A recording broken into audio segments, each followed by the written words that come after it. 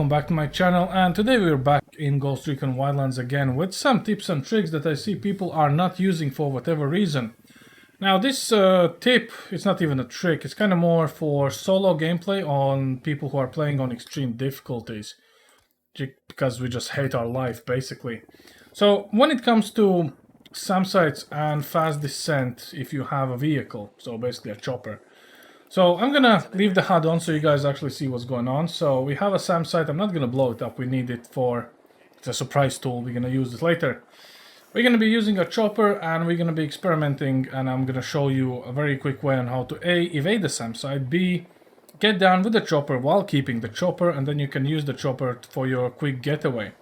So on the highest difficulties or higher difficulties above from arcade, the SAM sites will actually become a little bit of an annoyance. Specifically if you're trying to get from point A to point B and you hate fast travel, or, you know, whatever reason really. So you need to understand a couple things, how the SAM sites work. So SAM site detection radius is roughly 300 meters from where SAM site is. Don't account for 300 meters starting at the sea level. You see a SAM site, it's literally vertical up like about 300 when it's gonna start detecting you when you play on extreme difficulty. It probably goes for Undead as well. Anyway, back to the topic at hand. What you can do is switch seats in the chopper. Now this switching is actually only working if you're playing solo. It might not work if you play with your AI teammates, because if you wait for AI teammates to board your chopper, one of them might actually take the passenger seat and then you won't be able to switch seats. If they are all three are hanging outside of the chopper, like on those seats here or whatever you want to call these sides, it will work. So what we're gonna do is gonna take the chopper straight up, and then we're gonna just switch seats and fall back down and start the rotors right before hitting the ground. So why is this so important? First and foremost, most of the people that I've seen on Twitch, they choose to sacrifice the chopper by jumping out of it, and then they need to source a local transportation to get away fast. Now, for majority of the missions, this might actually be a very good approach, but having a chopper that gets you up and away is much more better than going with a car through heavily guarded base.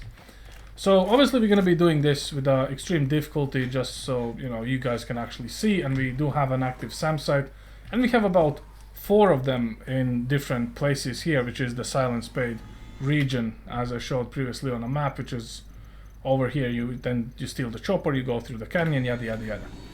So let's go up. Keep an eye on altimeter on the right hand side. We need to breach the 300 before the SAM actually locks on us, which probably is not going to happen. Missile in the air, jaw down, go up. Go down, go up. That's the easiest way to actually get away from the SAM sites. Now, we've reached the ceiling where the SAMs are not going to annoy us, apart if there's, I do believe there's one over here somewhere, maybe behind me. And let's say we need to get into the base, right? So this base right here by the airfield. So if you go down by pressing control and look at the descent rate, it's almost like we're standing still.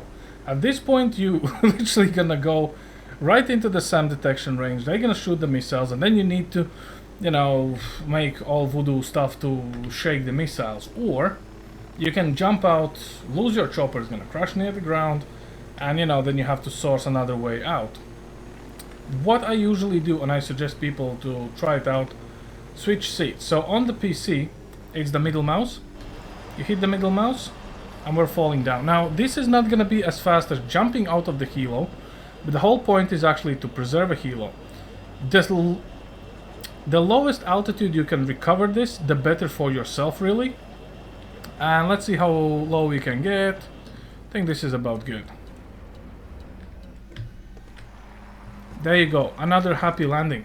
So, the reason for this is once you're not in a pilot's seat, the value of this asset changes again, and the SAM sites are not looking this falling asset out of the sky as an enemy for game reasons unknown. Then again, if you can do this, You basically can operate within the base, disable the generators, disable the SAM sites, you know, shoot the snipers, whatever you need to do.